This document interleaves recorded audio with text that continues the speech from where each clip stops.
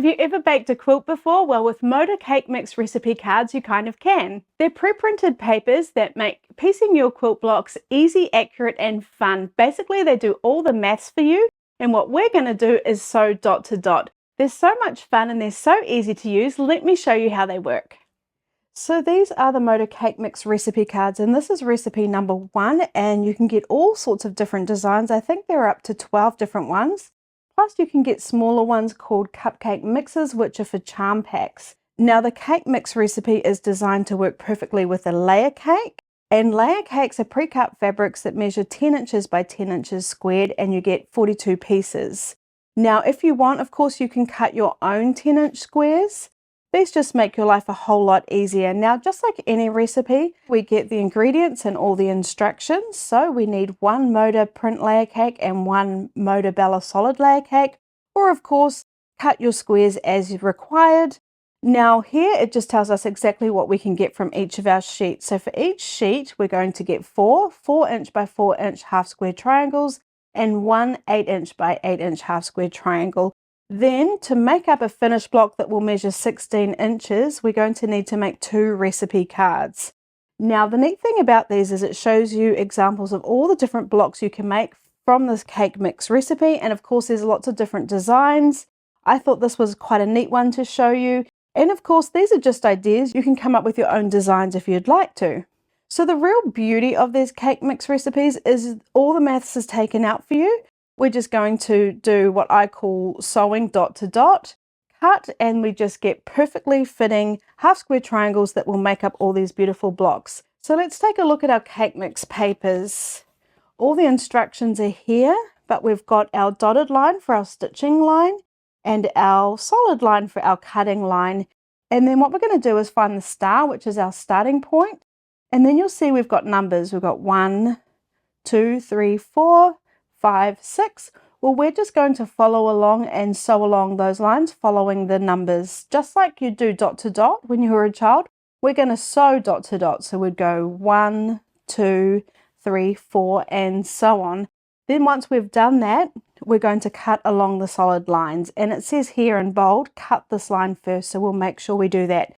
So let me get some of my layer cakes and let's get started. So I've got my really fun Moda print layer cake here, and it's called Whatever the Weather by Paper and Cloth. It's a really neat little children's print.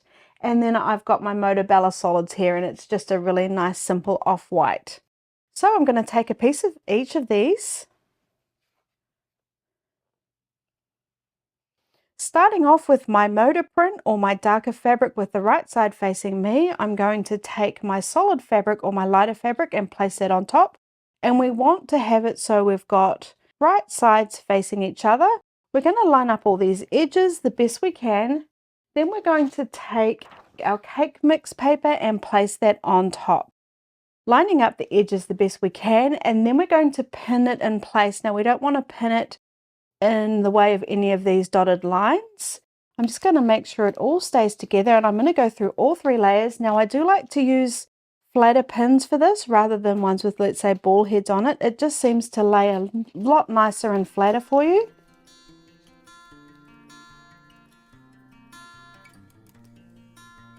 Use as many pins or as little as you feel comfortable with.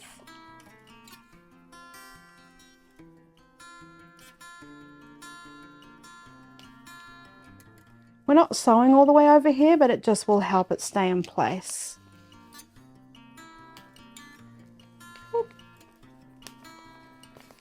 Okay, I think we're ready. Let's go over to the sewing machine and start with our star, which is our starting position. So I'm going to start right before the line there. I want to make sure I catch that whole line there when I'm sewing. Then I'll put my foot down. I'm stitching at stitch length 1.5, which is a really nice small stitch, but which will help us remove the paper when we need to. Then I'm just going to slowly stitch along this line. And don't forget, it's not a race. We can just take it nice and slowly. And if you do go off the line, don't worry, it doesn't have to be absolutely perfect.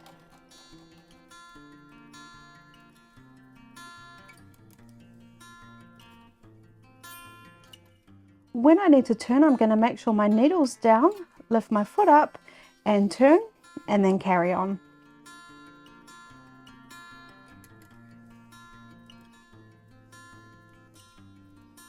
I'm just going to come off the very edge and then start on this side.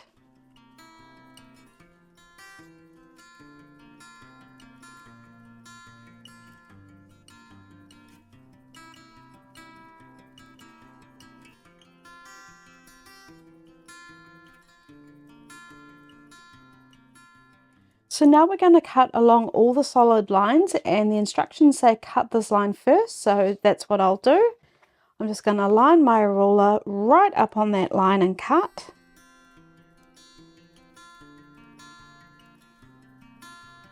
Okay, and then what I'm going to do is just cut the lines on the outside first.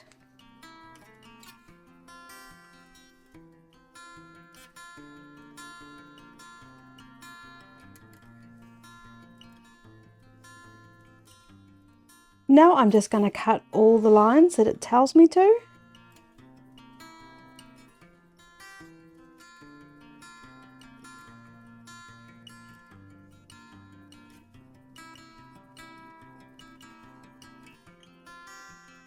Okay, now I've finished cutting all my pieces, I'm going to give them a quick press. So I've still got my papers in. I'm just going to place the paper side down and then open it up and press towards our darker or our pattern fabric. I will give it a finger press in here so we don't have any creases, and then press.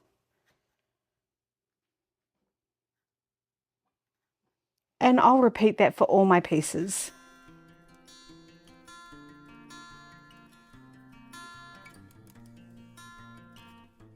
So now what I'm going to do is just trim these dog's ears off. I'm just going to be really careful and not cut my fabric and just snip them off. If you'd like to, you could use your rotary cutter and ruler if you prefer.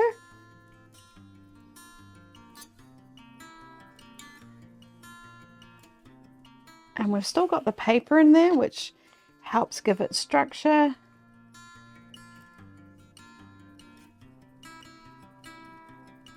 Now once we've done that, we're going to remove our paper. So I'm just going to flip it over to the back. I'm going to pop my fingernail right on top of those stitches there and give it a yank, and it just tears off really nice and easy. And then I'll do the same on this side.